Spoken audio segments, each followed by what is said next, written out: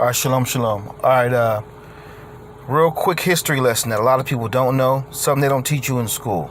All right?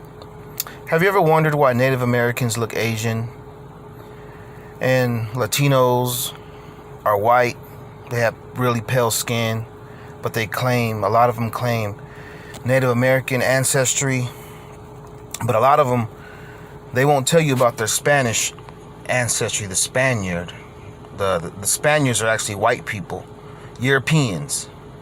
So I'm going to go over this book real quick. Cambridge Latin American Studies, Asian Slaves in Colonial Mexico, From Chinos to Indians, by Tatiana Siejas. And a lot of you Filipinos, a lot of my Filipino brothers and sisters, you got to learn something from this. You got to learn something from this, because they actually kick you guys out of Native American ancestry. They kick you guys out. But the majority of so-called Native Americans that they show you pictures of are actually Chinos. They're actually Asians. And let's prove that. We're going to go into this book. Now, this book is very juicy. It talks about the Israelites that came from Africa and Spain also during the Spanish Inquisition. But I'm going to get into this real quick. This is called Joining the Republic of Indians, Free Filipinos and Free Chinos. All right, page 143. We're going to start off at, he obtained this privilege as a tributary Indian Indio, matriculated in the indigenous neighborhood barrio of San Juan. Remarkably, Francisco had been born in Portuguese India and was very likely a former slave. So how did he become an Indian? As it turns out, Francisco was one of many Chino slaves who underwent this incredible transformation. Chinos like Francisco followed in the path of free natives of the Philippines who immigrated to Mexico. Uh-oh, it's getting juicy. These Filipinos, confusingly called Chinos as well, laid the groundwork for Chino slaves who, like themselves, became indigenous vassals of the Spanish crown after Chino slavery was abolished in 1672. Did you guys even know this stuff? And this is true. I just looked it up. I fact checked it all. It's all true. Let's keep going. Over time, all of their diverse ethnic identities were folded together into one Indian identity. So now you got a respect for when someone says Indian. This is why in Ancestry.com and the 23andMe, when you do your DNA, if you're Latino or someone who called themselves indigenous or whatever, when your Native American DNA comes up, it comes also with Pacific Islander, Filipino, India. So pretty much they categorize Native Americans as Asians. And that's just what it is. Let's keep going. Prior to abolition, however, Filipino immigrants had to contend with the legal and conceptual ambiguities that connected them to Chino slaves of various ethnic backgrounds. So that means different types of Asians. Filipino immigrants were indeed Indians. See that?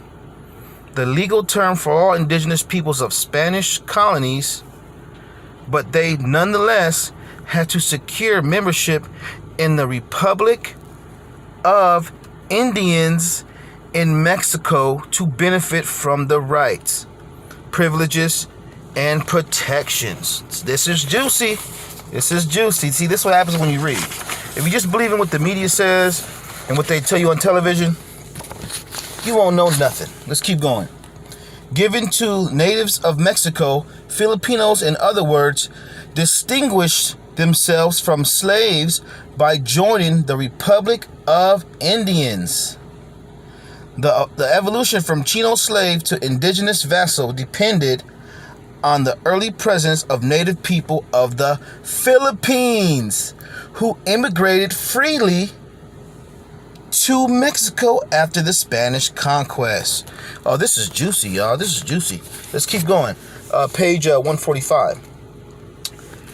This legal categorization, however, was complicated because free natives of the Philippines who immigrated to Mexico were generally called Chinos, which was the same word used for slaves from Asia. Sometimes they were also referred to as Indios, Chinos, or simply as natives. So there you go. This is why you have Native Americans. They look like Asians. You see, so the people who they actually show you, the Asian people, are not indigenous to the Americas. They're not. They're not indigenous people to the Americas. They're actually indigenous to Asia. Ha ha ha. Let's keep going. To differentiate themselves from slaves, that means now they're talking about the black slaves. To differentiate themselves from slaves, they purposely self-described as Indians. They used the ascription given to them by colonial officials and sought to live among natives of Mexico. Free natives of the Philippines embraced their legal identity as Indians to integrate into local society and thus obtain some benefit from being indigenous vassals of the Spanish king. This book is juicy right here. If you guys don't get this, if you don't have this book, you should get it. Let me show you one more thing, and then I'll leave it at that. You can get it on your own.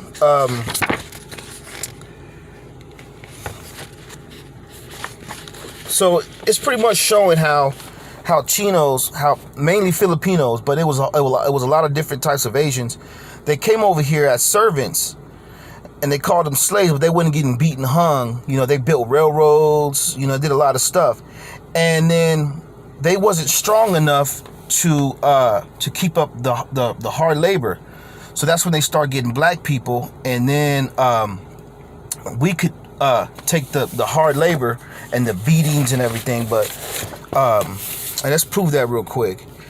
Here it is. A number of Chino slaves work in sugar and cocoa haciendas, but the majority of the so-called Chinos worked in the cocoa haciendas of the Pacific coast, were free natives of the Philippines. There you go. Free natives of the Philippines who were paid laborers. So they wasn't really slaves. They were just paid. They were getting paid very low wages.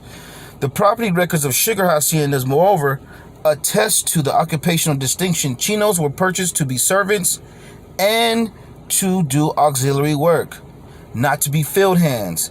Don Antonio Urrutia de Vergara, for example, rented a sugar hacienda in Pinzandaro, Michoacan for 6,400 pesos a year, which included 20 slaves, all described as Negroes, except for a Chino named Juanico, who was listed separately as a servant. See, so there's a difference. They were servants, but regardless, they still treated them like crap, and they still had Filipinos here as servants, all right? In part, Chino slaves were spared from brutal work, such as harvesting and making sugar, because they were perceived to be physically weaker than African slaves. That means the Israelites. A Chino slave from the Malabar coast named Tomas, for example, was sold to a sugar hacienda where he was immediately made to work pushing sugarcane through the rollers at the mill. When Thomas struggled to keep pace, the Spanish overseer lashed at him with a whip and called him useless, comparing his work unfavorably to the speed and strength of the Negroes, the blacks, and mulattoes around him.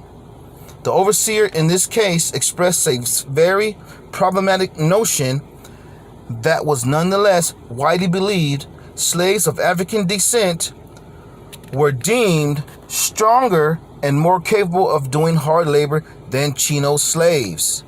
So this is part of American history that they don't tell you about. These people, these Europeans, are liars.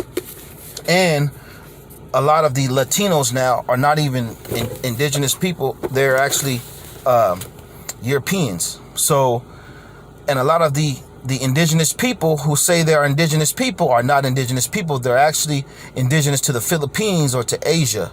You see, so there's a big lie that's going on. And unless you actually research this stuff on your own, you're never going to find out. All right? Blessed is he that readeth. All right? Shalom.